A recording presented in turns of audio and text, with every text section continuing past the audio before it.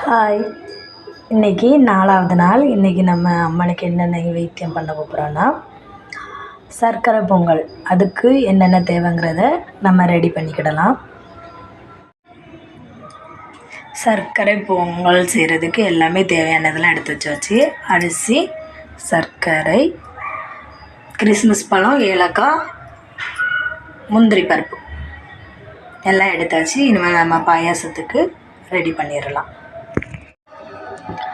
பாத்திரத்தில் தண்ணி ஊற்றி வச்சாச்சு. இனிமேல் நல்லா கொதிக்கட்டும். கொதித்ததுக்கப்புறம் நம்ம அரிசி போடலாம். பாருங்கள், நம்ம தண்ணி ஊற்றி வச்சது நல்லா கொதிச்சிடுச்சு. இனிமேல் நம்ம பச்சரிசி போட்டுடலாம்.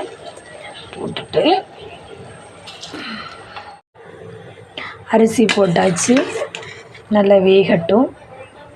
பாருங்கள், நம்ம பச்சரிசி வேக வச்சோம், நல்லா வெந்துடுச்சு. இனிமேல் இது கூடால அடுத்தது வெல்லத்தை சேர்த்துக்கிடலாம். வெல்லத்தை சேர்த்து வெல்லம் நல்லா கரையணும். நல்லா கரையிற வர கொஞ்சம் கொஞ்சமாக நல்லா கிண்டி விடணும். நம்ம போட்ட சர்க்கரை நல்லா மெல்ட் ஆகி நல்லா கலர் ஆகிடுச்சு. இனிமேல் இது கூடால நம்ம எடுத்து வச்சிருக்கிற கிறிஸ்மஸ் பழம்,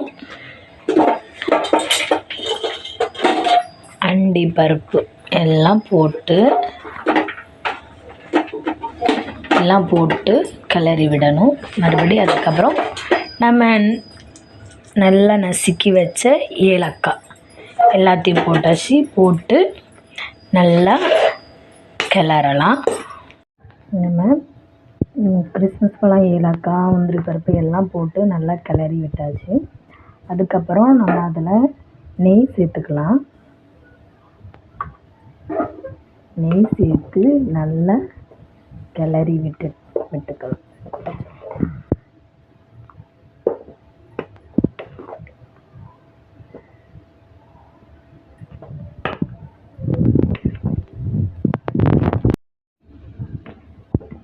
நல்லா நெய் ஊற்றி நல்லா கிளறி விட்டாச்சு. அதுக்கப்புறம் நம்ம துருவி வச்சுருந்த தேங்காய் போட்டு நல்லா கிளறி வச்சு கொஞ்ச நேரம் ஸ்டவ்வை மீடியமாக வச்சு நம்ம அதுக்கப்புறம் ஆஃப் பண்ணி எடுத்தால் நம்மளுக்கு தேங்காயை போட்டு நல்லா கிளறி எடுத்தாச்சு. நம்மளுக்கு பிரசாதம் ரெடி ஆயிடுச்சு. இனிமேல் நம்ம சுவாமிக்கு நெய்வேத்தியம் படைச்சிடலாம்.